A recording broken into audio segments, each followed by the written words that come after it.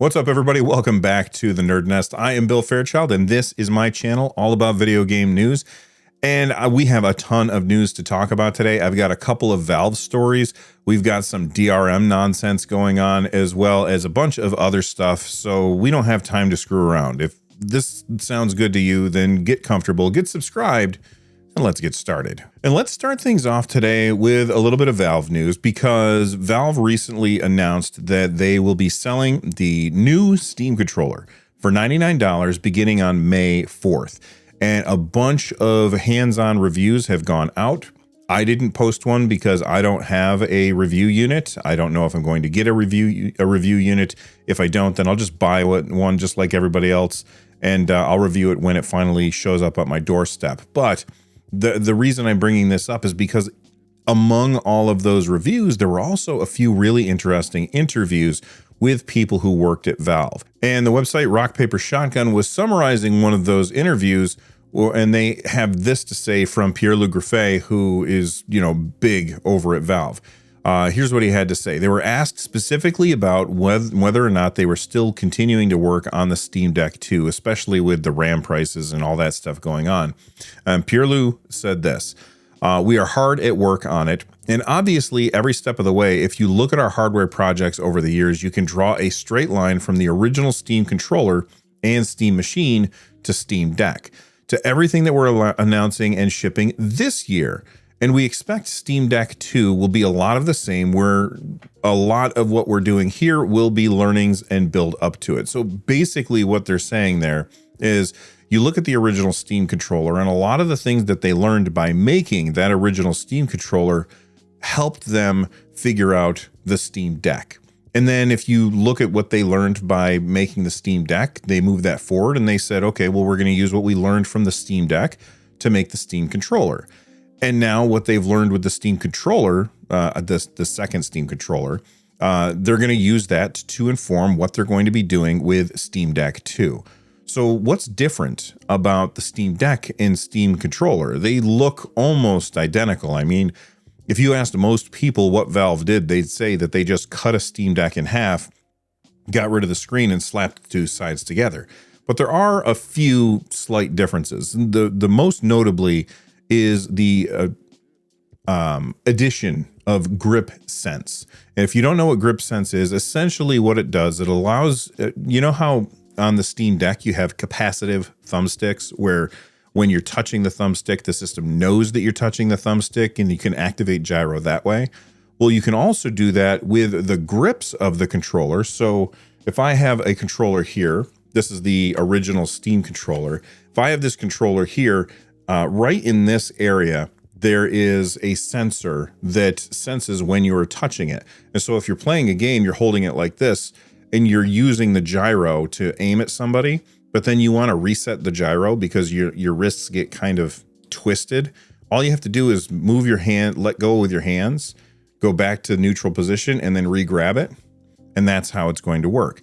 You don't have to use it that way. You could also just have the idea of having the grip sense be another input. So you could set it up, whereas if you set down the controller and you're not touching it at all anymore, then the game could pause. Now, I don't have hands-on with the new Steam controller. I don't know 100% if that would work. Like, maybe you would get accidental pauses, but it's things like that that are really, really exciting. And I think that Valve is going to take what they've learned with the Steam Deck, bring it to the Steam controller 2. Then they're going to take what they learned with Steam controller 2 and extrapolate that out towards Steam Deck 2. And I think that that's awesome, just awesome news. And it's great to hear that they're still working on it. Now, when they say that they're working on it, one thing that we've been waiting for from Valve when it comes to Steam Deck 2 is Valve has said before that, and you can see it right here, they've been waiting for a worthwhile performance upgrade. Valve is not doing the same thing as like Asus, where they're a laptop manufacturer, and laptop manufacturers tend to put out a new laptop every year. So people can just buy the new one and forget about the old one. It doesn't really matter. Valve doesn't want to do those incremental updates.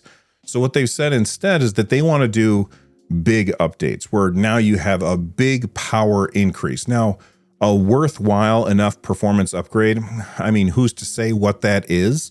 Is it a 50% boost in power? Is it a 2 times boost in power? Who knows? But that's what Valve is currently waiting for.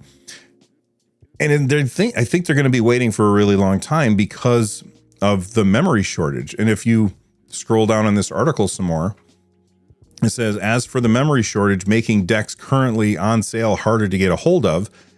Real quick, I want to point out, you can't buy a Steam Deck in most places right now because they're sold out, because Valve can't get the RAM and the storage that they need to ship the Steam Deck. Probably why we don't have the Steam Machine too, but we'll talk about that article in a minute. But here's what they said. Something that Valve are working very hard on. They're trying to make sure that they keep options open and work with as many different manufacturers as we can. I think in general, that's something that we're doing throughout our hardware design and production phase. And we're always cognizant of the fact that having a single source for a given part would put us downstream of potential shortages and things like that in a way that affects the continuity of the supply and the price for end users.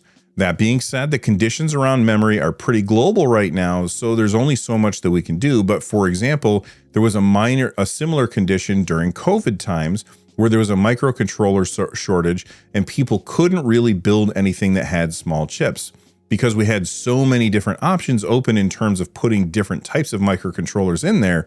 We were able to navigate that and keep some supply in a climate where maybe other players were not able to do that. Basically, what he's saying is by having lots and lots of sources for where they can get their RAM from, they're not too worried about not being able to have enough and running out suddenly if that one supplier runs out.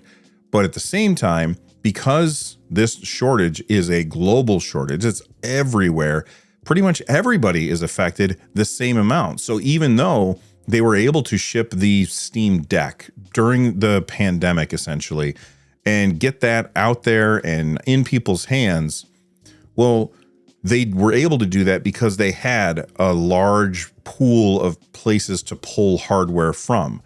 And now it seems like because everybody's running into issues, they can't have that large pool to pull from because no matter how big the pool is, everybody is basically out of RAM at that point. Which brings me to the next article, which is all about the fact that the prices of Valve's hardware has essentially skyrocketed internally. Now, it's important to point out that we don't actually know what Valve originally had wanted to sell their Steam Machine and Steam Frame for, but they announced that they were making these devices, and then almost immediately after they announced it, the RAM shortage hit. And the prices just went up everywhere. Everybody was feeling this, and Valve is no different. They're feeling it too. And they have now admitted that the reason that they're shipping the Steam controller before they're shipping everything else, it was not always that was not always the plan. They're doing it because there's no RAM in it, and so there's no reason to delay it. In fact, I made a video saying, Valve, ship it now. Don't wait. Just ship it now. There's no RAM in it. People want to get hands-on with the Steam controller. What are you waiting for? Get it out the door right now. And that's exactly what they did. Here's the quote from an article from WCCF Tech. This was from hardware engineer Steve Cardinelli. They were talking to Polygon, and basically he said that the reason that the Steam controller is the first to hit the market is because as a hardware is because it doesn't have RAM in it, and it's not as complicated to start getting it out the door. Now, I mean, it makes perfect sense. That's everything that we were just saying. But then sadly, it's Bradley had made this post over on Twitter where basically he says Valve confirmed to Polygon that they were releasing the Steam controller earlier due to RAM sourcing issues of their other products. And he's been told the same. Some Valve internal pricing targets they had before and after RAM skyrocketed. Machine is affected the most. Frame is not as bad. So obviously the Steam controller is not affected by RAM prices because RAM prices are not, I mean, there's no RAM in the Steam controller. Steam Frame and Steam Machine both have RAM in them. So I went to the official site, and according to that, it says that the Steam Machine has 16 gigs of DDR5 and 8 gigs of GDDR6 VRAM. If you compare that to the Steam Frame, the Steam Frame has 16 gigs of unified LPDDR5X RAM. So first off, one of the reasons that the Steam Frame is not affected as much as the Steam machine, the Steam Frame doesn't have dedicated RAM for the GPU. It just has it's an all-in-one. It has an APU instead of a CPU and a GPU. And so because of that, it's not going to have that separate RAM. So that's one thing that makes the Steam Frame not going to be affected as much as the Steam machine. The second reason is this LP right here, LP DDR5 RAM, that is made for low power devices. The RAM that's getting bought up like crazy, just everybody's snapping this stuff up and putting it in data centers, they don't want the low power stuff. They don't care about the low power stuff. They want the stuff that you could just slap in there and just let it go, and who cares about the power costs. So that's why they are using DDR5 RAM. And because of this, if my understanding is correct, that means that way more companies want the kind of RAM that goes into the Steam machine than they do want the RAM that goes into the Steam Frame. Hopefully I said that the right way if I'm understanding it right. And if I'm understanding it wrong, then educate us in the comments down below that like button, because then we can all learn something together. But with Sadly It's Bradley saying that the headset is going to be less affected than the Steam machine, that makes me wonder if now that Valve has pulled off the Band-Aid and decided, okay, the Steam controller is the first one to go because no RAM shortage RAM shortage doesn't affect that. Well, if the Steam Frame is less affected by the RAM shortage than the Steam machine is, maybe Valve is going to be releasing these things separately for all three now, and the Steam Frame will be the next thing to come out. So that's what my bet is currently on. We're going to see this month, we're going to see the Steam machine or the Steam controller, and maybe next month we'll see the Steam Frame, and maybe a couple months later we'll finally see the Steam machine. I know that this isn't what Valve wanted to happen, but because of the Rampocalypse, it's just what happens. And speaking of the Rampocalypse, don't forget to check out our parody merch store down below. You can see I've got a new design up for the Rampocalypse, which shows a bunch of pieces of RAM all broken and falling apart. It was designed by, well, I came up with the idea, but then I sent the idea to TechDweeb, and he designed it and sent me the final version. I was just like, this is better than I could have imagined. And so it's available in the link down below. Let's move on and talk about what's next. And I'm going to wrap today's video up with 4 quick things. Number 1, we got a trailer for the new Alien Isolation game, which I cannot wait for. Now, this trailer shows absolutely nothing at all, but it doesn't stop me from getting I'm getting way hyped for this, because my favorite horror game of all time is Alien Isolation, and I cannot wait to play that again and experience the terror all over again. It's such a freaking good game.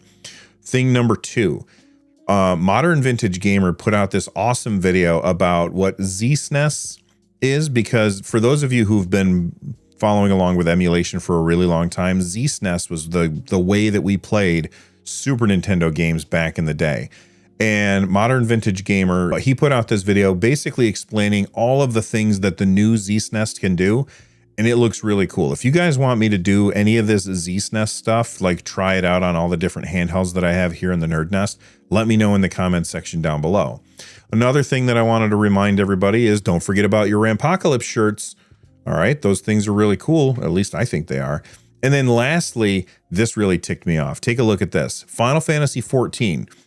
I love that game. It's a really, really fun game. You can play for so long before you have to subscribe to it. It's finally coming to Nintendo Switch 2. But this is so stupid. If you scroll down, I found this over on Reset Era. If you scroll down and you click on this picture right here. Oh, I can't. Whoa, didn't mean to do that. And you look at this picture right here. It says that it requires a separate subscription in order to play on Switch 2.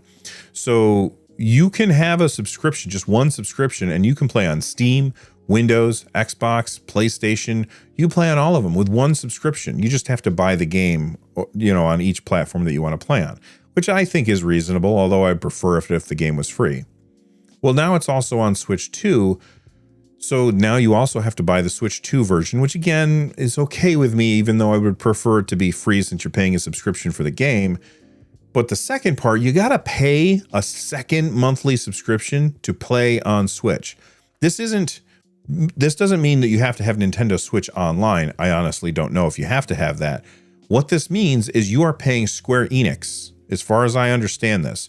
You're paying Square Enix your regular $13 a month to play Final Fantasy XIV online. And then if you want to play on Switch 2, in addition to that, you have to then pay another whatever half of $13 is in order to play on your Nintendo Switch.